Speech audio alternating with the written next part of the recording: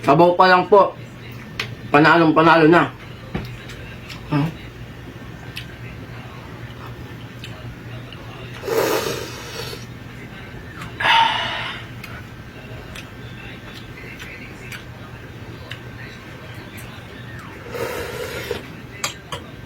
Ito po ang huling subo natin. At, ayan.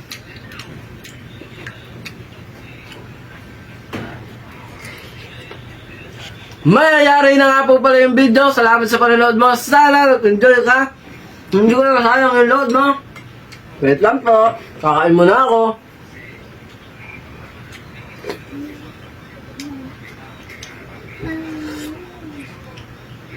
Kita-kita na lang po tayo sa susunod na video. Maraming salamat po sa pagsuporta at palaging panonood. Ayan. Bye-bye. Wait lang po.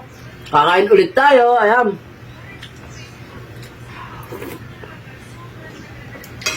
Approve.